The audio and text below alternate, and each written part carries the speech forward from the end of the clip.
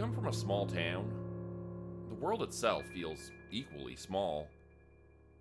You sort of imagine the world as a series of little towns, interconnected by little roads. Your sense of scale is off until you leave your comfort zone and step out of your home. It's when you start chasing the horizon that you realize just how far it really stretches. That's what it was like for me growing up in the Czech Republic. I come from a small community near Litvinov. Growing up there, all you heard people talk about was what they were going to do when they really started living. The places they'd go, the sights they'd see, the opportunities they'd grasp.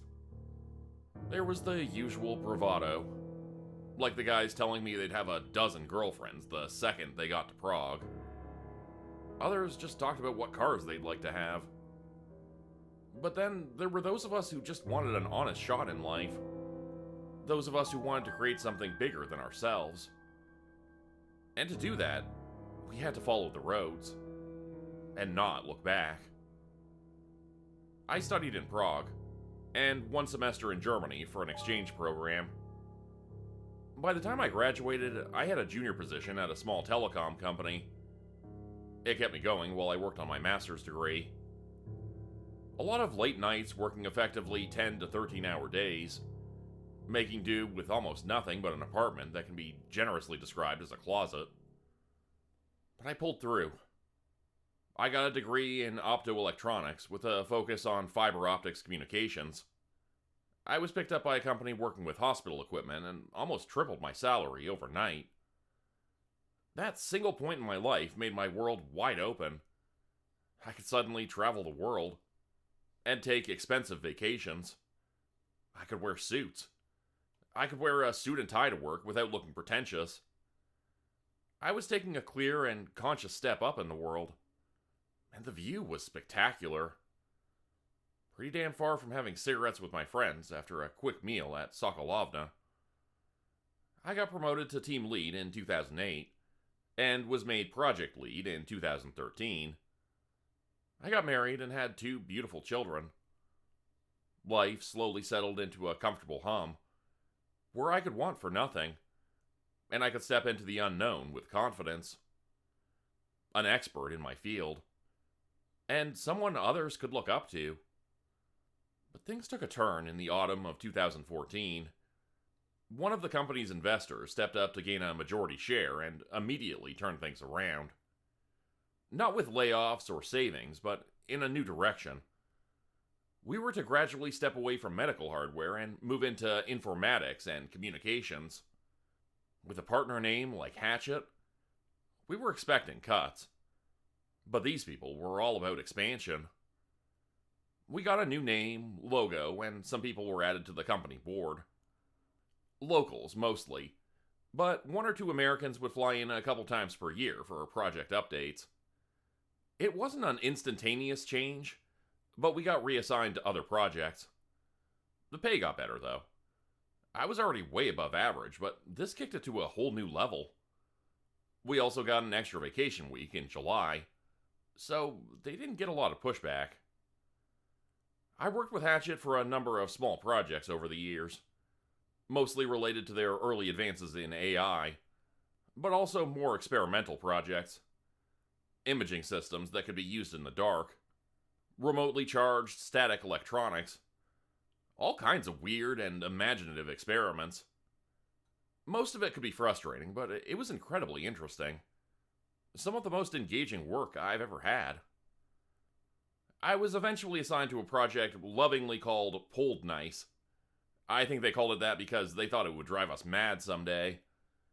It was meant to be a far-fetched, maybe it can't be done kind of project, with an impossible goal. It was meant to be a surveillance system where we could identify a person to a high degree of accuracy without using blood, DNA, or facial recognition. That was the pitch. We experimented a bit with phone tracking software, but that wasn't accurate enough. Phones could be switched or exchanged. We needed something that tracked the person, not their hardware. But it couldn't be invasive. It was one of the senior technicians that came up with the idea for the first draft of our system. Bodan was a goddamn genius. The guy learned to code as a teenager by having a Java handbook in his bathroom, and he wrote his first program on a plastic sheet with a Sharpie. This guy lived and breathed code. His idea was simple. What if we could scan people instead of their phones? Kind of like a sonar or echolocation. The idea was basically to tweak the signals to allow for an echo or a ping.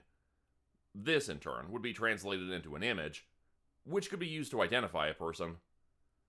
It was a long shot, but that was the whole point of our project. To chase long shots, and to make daring assumptions.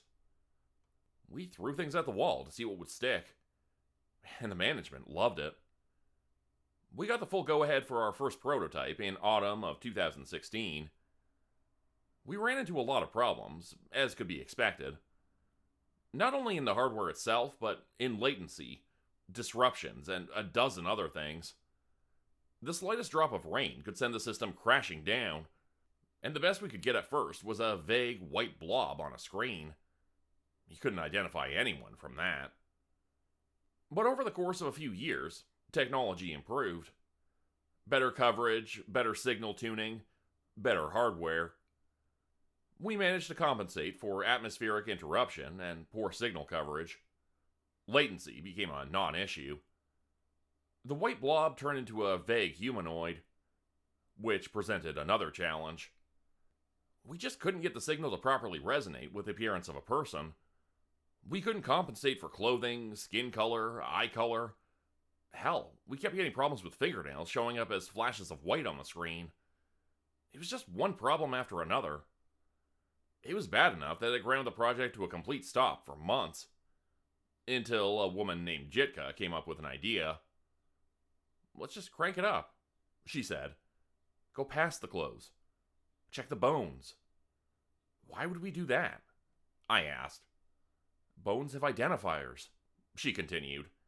"Cranial structure, density, shape, vertebrae, dental records, damage, patterns, wear. It's like a fingerprint." So we tried it. We cranked it up and we tried a bone scan. Something beneath the immediate surface. I'll never forget that moment.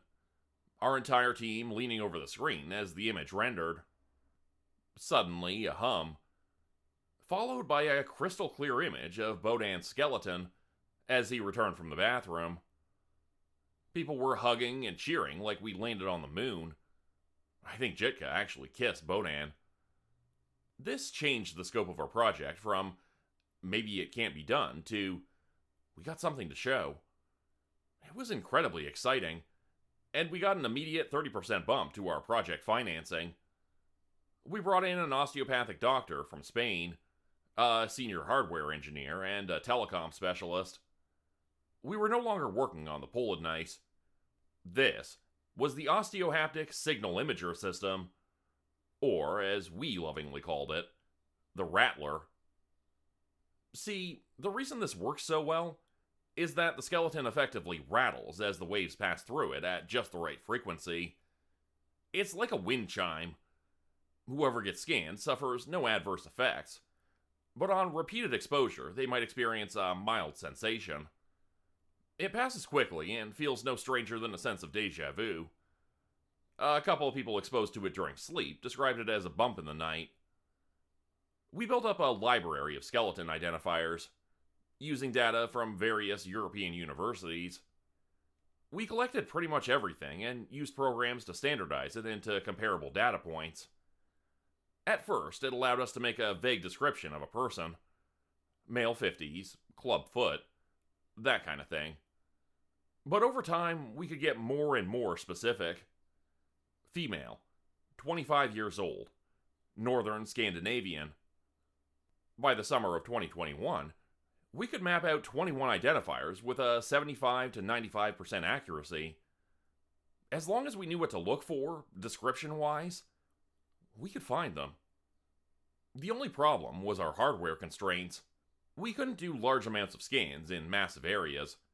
We had to know in advance where to look.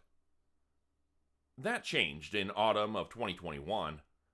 We were to give a demonstration for our lead investor, and if successful, we'd expand the range of the system tenfold. We used a couple of presets to reliably show the data of 5 sample people that we'd collected. We showed the process and the reliability of the scans in real time, explaining as we went exactly what we were looking at. It was impressive, but for someone without the know-how, all they had was a name on the screen. That is, until I took the presentation off the rails. "Do you have a wife?" I asked. "I do," they answered. "I suppose you brought them along," I said. "It's nice to travel together, yes?" "I did, yes." "With your permission, would you mind me showing you where she is?" He was hesitant, but agreed. He listed off identifiers, and we pointed the system in a general direction. We excluded certain places and limited the scope of the scan to about 3 blocks in downtown Prague. As the system listed off and excluded signals that couldn't match the identifiers, more and more candidates popped up. I asked a few follow-up questions, like if she had any broken bones or titanium screws, which excluded a couple more. Finally, we got a perfect match. I gave him an address and asked him to call her to confirm. "And ask her to try the fruit dumplings." I smiled. "They're excellent." He called her. A couple of intense seconds later, he confirmed it. She was at a cafe downtown, just like the Rattler had predicted, and she hadn't felt a thing. The lead investor was floored. Things exploded into action. We got in touch with the government through a high-end contract, and we got to pull the curtain back on the infrastructure we'd been passively and somewhat illegally working with. We didn't just get a stamp of approval. Everyone wanted a piece of the pie, especially law enforcement applications and government intelligence. This was exactly what Hatchet wanted. A tool they could rent out in secret for a perk no one even knew existed. They'd be bathing in money. The Rattler got more accurate as our infrastructure improved. Our range expanded from a couple of blocks to about 10 square kilometers. We had people knocking on our doors begging for us to let them hand us data. Family history, criminal records, forensic data. We fed everything into that machine. We had to put up a queue system for those freely handing us classified medical information on a government level. And in return, the Rattler was put into practice. Not only did we start to locate people, but we started gathering data on pretty much everyone. We could do a ping on thousands of people and see straight into their bones. And all they'd feel was a bump in the night. And we would know everything. I worked in tandem with Hatchet and the government. We had 2 teams, a development team and a batch team. The batch team worked with scan orders and confirmations that dropped in from our clients, while the development team worked to increase efficiency, accuracy, and better components. The system was still, by and large, held together by duct tape and dreams, but that also meant that we couldn't easily replicate it, and that our team wasn't replaceable. Both Bodan and Jitka were still on the project, but had gotten cushier positions over time. It did feel a bit strange working so hush-hush, but there is a long history of distrusting surveillance systems in this country. Any hint of government overreach in this matter might send people screaming into the streets, and we didn't want to bring any unwanted attention. So it was all experimental and exploratory ventures. It was August of 2023. The rain wouldn't stop, and the distant thunder kept me awake. I could almost smell ozone from a nearby lightning strike. I woke up 2 seconds before my phone rang. It was one of our government contacts, calling me at 5 in the morning. "We need an order pushed through. Now," she huffed. "Your technicians refuse to comply." "There must be a reason." "They say it's not possible," she continued. "You can't collect enough data. You got no identifiers." "And we can't do anything until you get it," I explained. "You know the requirements." "This is life or death," she spat back. "And if you're as clever as your job title assumes, you will damn well help me pick life on this." By the time I got to the office, there was a crowd forming. Police officers, government officials, senior hardware technicians. My government contact, a woman named Christina, pulled me aside to explain the situation. There was a suspected serial killer about to leave the country. This person, nicknamed Jezevek, had a partner that was about to smuggle them out of the EU. It was a cat and mouse game that pointed to one thing. They were leaving by train. Today. The problem was, we didn't know much about Jezevek, and our system required identifiers to find them. So, we were at an impasse. We knew which train stations to observe, but we didn't know enough about the target to find them. We could scan those people over and over, but without knowing what to look for, we'd be blind. So that covers what we don't know, I said. Do we have any kind of applicable info? Not much, Christina sighed. We know an old woman they're related to. She was the first victim. But we know little to nothing about them. Jezevek could be young, old, anything. That gave me an idea. Christina handed me all the information she had about the old woman. We turned our attention to her burial site and scanned the remains for genetic identifiers. That, in turn, could be used to ping for similarities. I forwarded this to the technicians, who began to filter out irrelevant data. But there was another problem. Scope. We were dealing with thousands of potential targets in 4 separate locations, all to be scanned within a fraction of the time we usually needed. This could take hours, but we had to boil it down to minutes. So we tore our hair out, and Jitka elbowed her way in to solve the problem. Just crank it up, she said. It's harmless. We checked over and over. We're 10 times lower than potential risk factors. And even then, it's only something to be worried about when considering long-term exposure. Of course, she was right.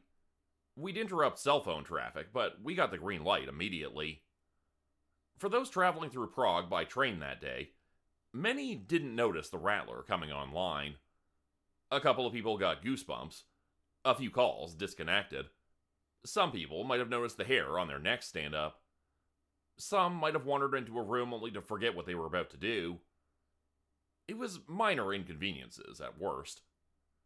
As we honed in on our target, using the identifiers from the first victim, we got a couple of matches. Bodan waved at me from across the room, looking worried. Backlogs, he mentioned. We got backlogs. I didn't understand what he was talking about, so I hushed him. So did everyone else. The system was clearly overloaded. Backlogs were to be expected. Finally, we got a match. 91% accuracy. A single target. The second potential target was, at best, 60% accurate. People were yelling over one another, and they pulled up a camera feed from the train station on the break room. Christina pointed excitedly, as the order was given to snatch them off the platform. We got them, she smiled. Jezevek. Finally. We got a clear view of the target from an overhead camera. A bald man in his mid-40s with distinctive ears. Deep, dark eyes and a taped-on plastic smile. He'd be hard to pick out of a lineup. He could walk into a crowd and disappear. But now we had him. But Bodan seemed less confident. He came up to me and pulled me aside, as Christina relayed the information to a field team. This is a bad idea, Bodan said. We're focusing too much on too little. We're not even at quarter capacity. I sighed. How is that too much? Yes, but you're focusing it all on one person, he continued. This level is supposed to be used for data gathering. This configuration aimed at one single person can be... He stopped as something in the room shifted. Something changed. A single person tilted their head curiously. We all saw something on the camera feed. Jezevek, waiting for his train, suddenly shivered. I looked back at our order screens running in the batch room, and it was just red warnings running over and over and over on repeat. The backlogs were coming through. bursting through the system like a built-up dam of scan orders. See, it is one thing for a person to be scanned once every few hours or so. That's harmless.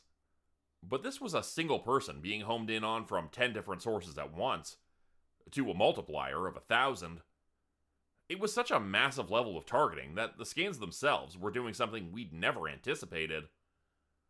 This thing was made to rattle. And that's what it did. It rattled. Medically speaking, the vibrations were so intense that they effectively serrated and broke the fat, blood vessels, and muscles connected to the bone, causing air pockets to build and burst. And we saw it live on a muted surveillance camera. The target collapsed to the ground. Their facial tissue hung loose, causing their expression to loosen like they were melting into the ground. Muscles twitched and died as they were severed, sending limbs into bouts of inhuman contortion and tissue death. I could see the eyes turn bloodshot even on a black and white screen. I could see all the way into Jezevek's wide open mouth, as their tongue turned purple and the skin retracted from their teeth. People in the crowd were live streaming it from the platform. Someone in the room was playing it. I heard this animal heaving noise, like a horse trying to gargle. I could hear bones snap out of place as nerves twisted and turned, bending the body into an unrecognizable pile. It looked like their spine was trying to swallow itself, only to choke on their navy blue hoodie. "Skin!" Jezevek cried. "Skin! Skin!" But those words turned to cries, and those cries turned to mewling nothings. By the time the police arrived, Jezevek was already dead. We all just stood there for a moment. None of us had considered this as even a slight possibility. Even Bodan, who had suspected something might happen, couldn't believe it. It was beyond the worst, most unimaginable nightmare. I think Jitka left to throw up in the bathroom. I broke the silence. "Shut everything down," I demanded. "Shut it down. We'll talk tomorrow."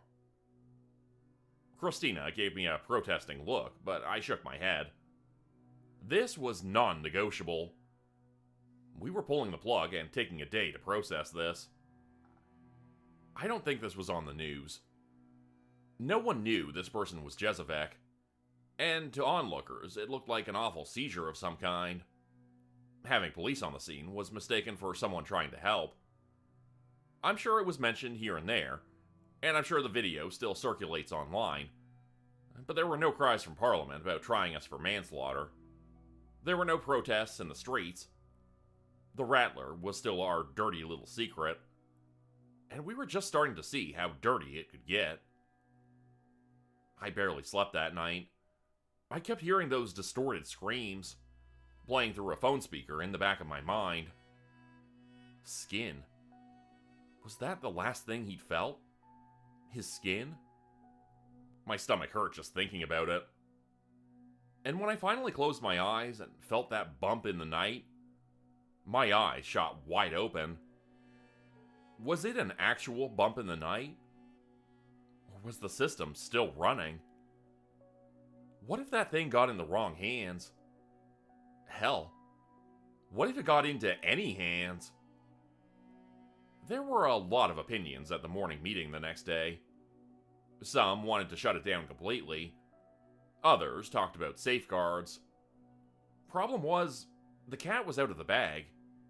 Even if we patched things up, it could be undone. It's like finding out your phone can be used as a gun. Sure, you might keep the lock on, but you'll stop putting it up to your ear to talk. "I say we purge it," Bodan said. "Shut the whole thing down. Trash the servers. Scorched earth. We'll be prosecuted," Jitka sighed. "Destruction of company property, at best." "So?" Bodan sneered. "Don't you realize the scope of this thing?" "There are 100 backups in a dozen locations," I said. "It would require a calculated attack on all backups, simultaneously, coordinated with a dozen technicians. Even if we could, we have to. Before I could finish my thought, there was a beep. I turned to the batch room. Turns out, the system was never really shut down. See, it does this thing when it processes reports, that it runs a background loop archiving and integrating everything. Basically, it takes data and melts it into the code, sort of like an information soup. But we had hundreds of thousands of logs on that one person entered into the system. Jezevek had been more thoroughly scanned than any other person in recorded history. The information we'd gathered was massive.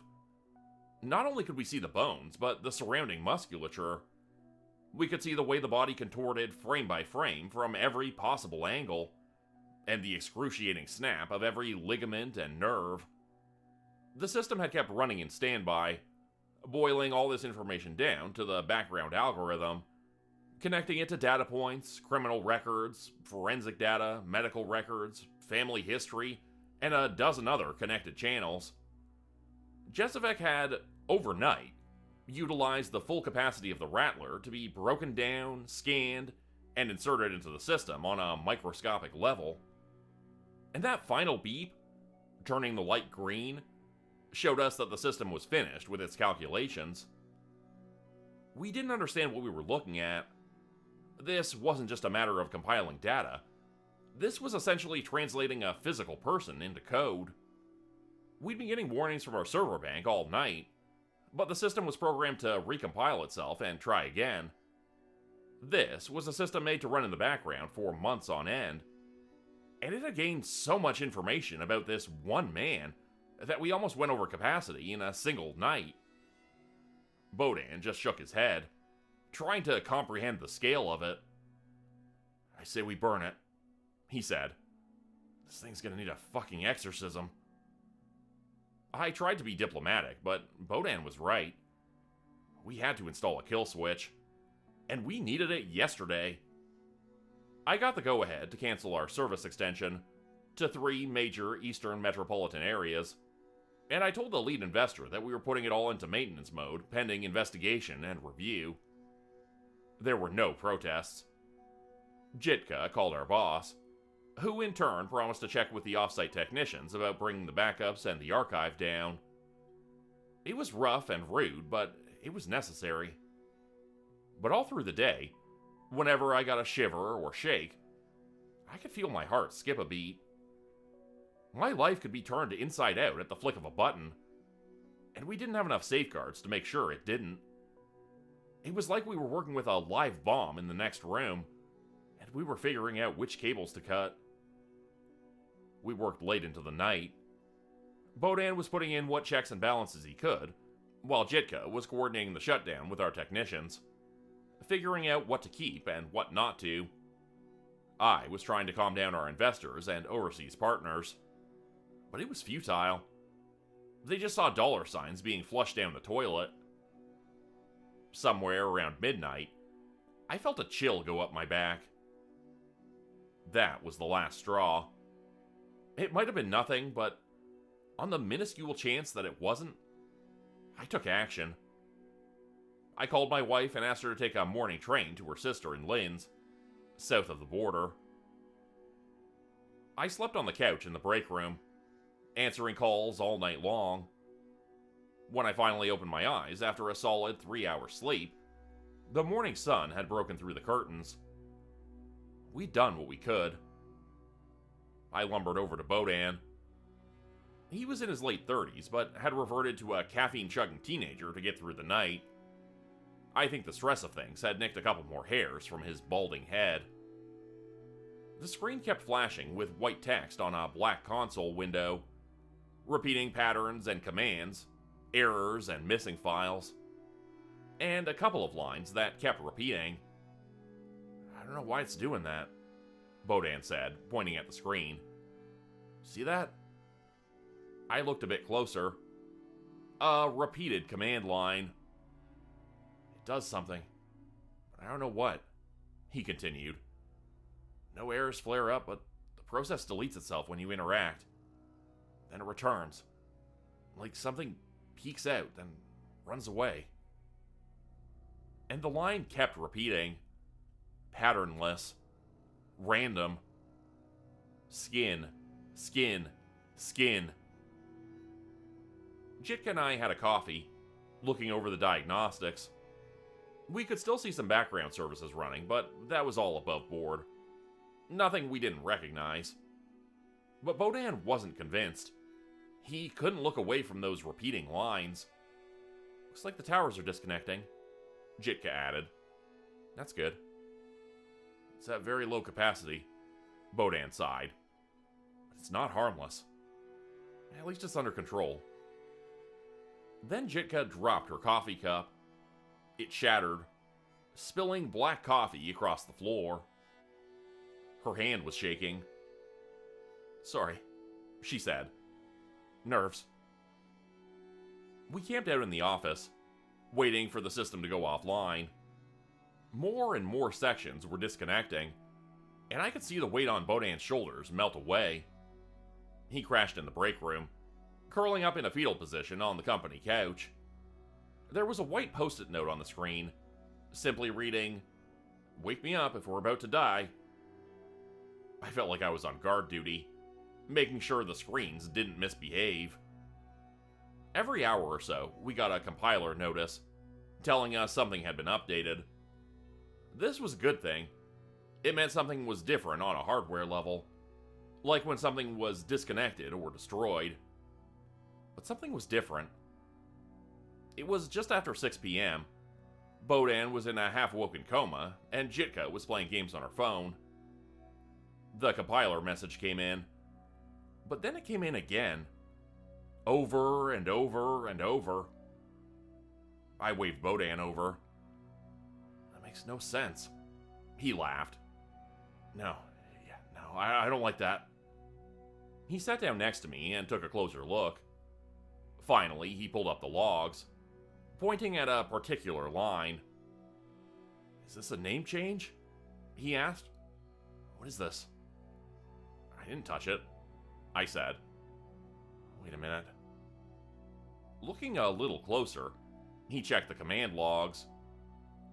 The moment he had stepped away from the computer, something had internally changed the prompt names. The compiler message no longer signaled something disconnecting. It signaled an extra call of an unknown process. That means we haven't gotten an update in 9 hours, said Bodan. Why is that? Wasn't it brought offline? Jitka peeked her head in. I can't get a hold of the boss, she said. No one's answering. I got in my car and headed for the main office downtown. I got on a conference call with Jitka and Bodan to keep updated. We couldn't reach anyone. The service technicians, our boss, no one working on the Rattler. Hell, I couldn't even reach Christina, our government contact. I rushed to the main office, went through the checkpoints, and hurried up the stairs. As I did, my fingers cramped up, leaving me stuck with my hand on the railing. What's wrong? I heard Bodan say. You alright? My hand released, but my pulse was higher. I took a moment to collect myself. I reflected. Was this a sense of déjà vu? Or was it just a matter of being sleep deprived? I stammered out the only thought I could muster. I don't know. People had gone home for the day, but there had to be someone around since the alarms hadn't been set. It was usually whoever left last who engaged them. I looked around, but couldn't see anyone. Just empty workrooms and half-lit cubicles. That and the ever-present Hatchet logo, underlined by their signature blue sunflower. Then I heard interference. A little crackle in the conference call. Bodan? I said. Can you hear me? There was a response, but I couldn't make out the words. Then the call dropped. I stepped into the top floor conference room, only to see a projector still running. There was a laptop there with some kind of presentation material. Apparently my boss had been rehearsing for some kind of business meeting. Probably a crisis resolution team to deal with the Rattler going offline. Then I heard something. A shuffle. Looking a little closer, I could see one of the chairs being tilted. I rounded the table, but stopped myself. I didn't know what I might see, and I didn't know if I wanted to know. I considered turning around and just walking out of there. I could be on a train to Linz and gone before anyone cared to notice. But first, I had to check. I didn't recognize my boss at first. A man in his early 60s, wearing a white shirt and a red tie. Curled up under the table like a dead insect trying to shield itself from the sun. Every finger pointing in different directions, like branches on a misgrown tree. Something in his eyes had broken loose, causing a slight gap between his socket and eyelid, and a streak of tears and blood still dripped. He was still as the grave, and more dead than any man I'd ever seen. I couldn't breathe. Was it the panic, or was it something else? I tried to stay calm, to stay rational. I tried to analyze my feelings, to see if I was experiencing distress or a rattle. But I couldn't. I fell over and crawled, pushing myself back up against a wall. But I couldn't look away. It looked so unreal, like a broken doll. I couldn't stop imagining him suddenly bursting into action. My hand cramped again, as the interference from my phone crackled to life. My pulse rose as my cheeks felt warm. A bead of sweat stung my eye. A slight cramp in my foot. Then, it stopped, and the dead man moved. It was just a slight twitch of the throat, something rattling to life, using flesh like a marionette. Vibrations making his throat squirm.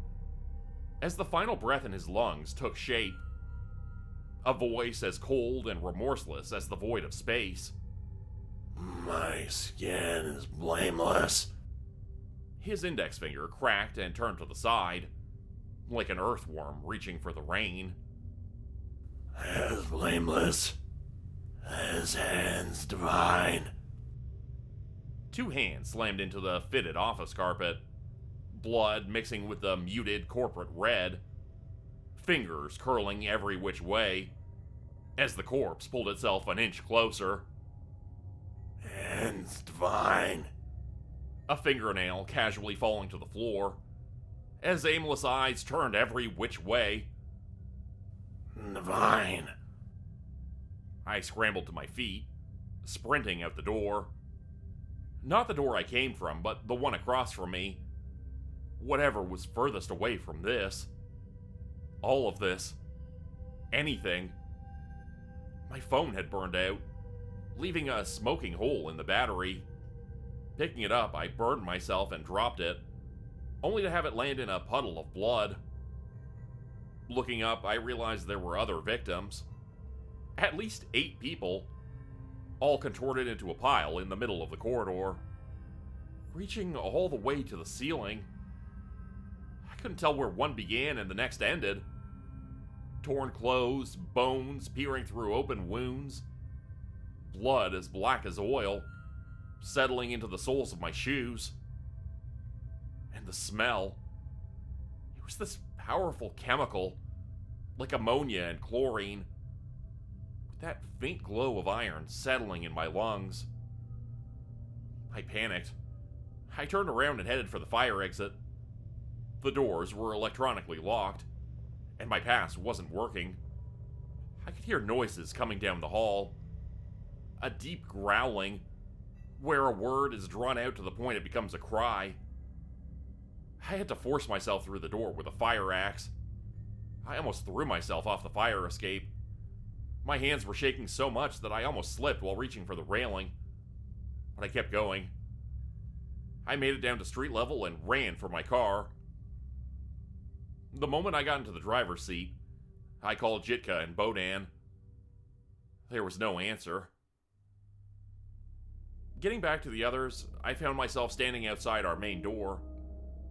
I didn't know what to expect. Or rather, I didn't want to know. I tried not to imagine them broken and disfigured, but I couldn't stop myself. Death could be waiting at the other side of the door. I still tried my pass card. It worked. Bodan was on the floor. He wasn't dead and contorted, but he looked unconscious. Jitka was sitting on one of the conference chairs, leaning against the wall and clutching her legs. I stepped inside, looking over at the batch room. The screens were flashing white still. "It killed the service technicians hours ago," she whispered. "They never brought it offline." "False reports," I whispered back. "Just fed us what we wanted to see." "It's him," Jitka continued. "It's the man. The one the police wanted." "What about the...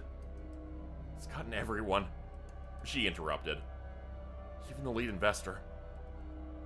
Wasn't he in Greece?" Jitka nodded. Apparently, someone had illegally connected the Rattler to an extended network. A far extended network. And they had done so in the last few hours, unhindered. We couldn't shut it down anymore. We were effectively at its mercy. And with every beat of my heart, I didn't know what to expect. Step by step, I approached the batch room and the many workstations.